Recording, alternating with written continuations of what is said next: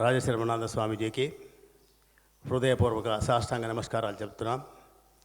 నేను నకరికల్ వాస్తవుని Kasamlingaiah, Shirdi Sainath Sansthan trust chairman.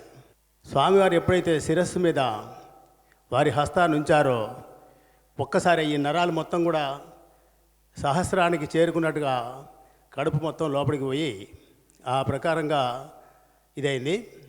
నాకు ఒక కోరిక ఉండే, స్వామి నకరికల్లో నీ ప్రతిష్ఠ జరగాలి, నా కన్నీటితో నీ పాదాలు కడగాలి అనేటువంటి ఒక కోరిక ఒకటి ఉండే. దాన్ని దృష్టిలో ఉంచుకొని, స్వామి ఇప్పుడు నాకు అవకాశం ఇస్తావా అని చెప్పి నేను కోరుకోవడం జరిగింది. స్వామి వారి కంటి నీరు మాత్రం బయటికి తీశాడు, కానీ ఆయన పాదాలు మాత్రం కడగడానికి నాకు అవకాశం ఇవ్వలేదు.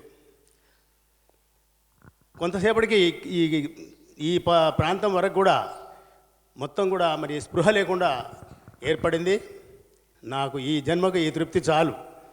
ఆ సాయినాథుడే ఈ రమణానంద స్వామి లెక్క మన నకరికల్లో భాగ్యం అన్నట్టు వారు మరి లివింగ్ గురువుగా మనకు ఎన్నో జన్మల పుణ్యం చేత మనకి ఈ యొక్క అవకాశాన్ని ఇచ్చారు. కాబట్టి ఈ యొక్క నకరికలను షిరిడి సాయినాథులు వారి యొక్క ఐశ్వర్య సాయి యొక్క బరువు బాధ్యతలన్నీ కూడా ఈ రమణానంద స్వామి తీసుకొని సర్వకాల సర్వావస్థలందు తన యొక్క భక్తులైనటువంటి వారిని సదా కాపాడి రక్షించాలని కోరుకుంటూ, ఈ అనుభవించినందుకు వారికి జన్మ జన్మలకు రుణపడి ఉంటానని చెప్పి తెలుపుకుంటూ ఈ యొక్క అవకాశం ఇచ్చిన వారందరికీ సాయిరాం సాయిరాం సాయిరాం. ఏమైంది బాబు, ఏదో పాదాలు అన్నారు? స్వామి ప్రతిష్ఠ అయిన తర్వాత నా కన్నిటితో నీ పాదాలు గడగాలనేది నా కోరిక. స్వామి మరి అవకాశం ఇప్పుడు నాకు ఇస్తావా అని చెప్పి అన్నాను. అన్న టైంలో మీరు వచ్చి శిరస్సు మీద మీ యొక్క హస్తాన్ని ఉంచారు.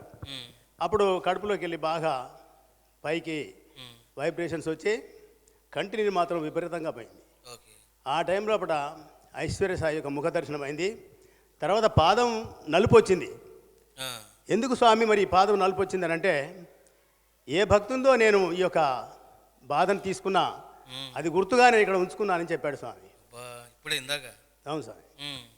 ఇక ఆ ప్రకారంగా చూసారా బాబు, వీరికి ఐశ్వర్య సాయి నకరికల్ బాబా వారు దర్శనం ఇచ్చారు. తర్వాత బాబా యొక్క పాదం కొద్ది నల్లగా అయింది. ఏమిటి, ఎందుకు ఆ విధంగా అయింది బాబా అని అడిగారట. అడిగితే నేను ఒక భక్తుడి యొక్క కర్మలు తీసుకోవడం జరిగింది, అందుకే ఆ విధంగా ఉంది అని బాబావారు చెప్పడం జరిగిందంట. తర్వాత అక్కడ అతనికి శక్తిపాతం చేస్తున్నప్పుడు నాకు కూడా క్లియర్గా తెలిసింది ఏంటంటే, రైట్ సైడు బాబా నిలబడుకొని ఉన్నారు. ఆ స్పర్శ తెలుస్తూ ఉంది నాకు ఆ నిమిషంలో.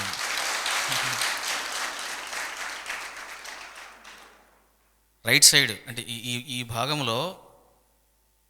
ఈ తర్వాత నెక్స్ట్ ఈయన నా కాళ్ళు పట్టుకున్నాడేమో అని నాకు డౌట్ వచ్చింది. మీరు శక్తిపాతం చేస్తుంటే కాళ్ళు పట్టుకున్నాడు ఏంటి నేను అనుకుంటున్నా మనసులో. సో మీరు కాళ్ళు పట్టుకోలేదు కదా? పట్టుకోలేదు. ఓకే, మంచి అనుభవం బాబు.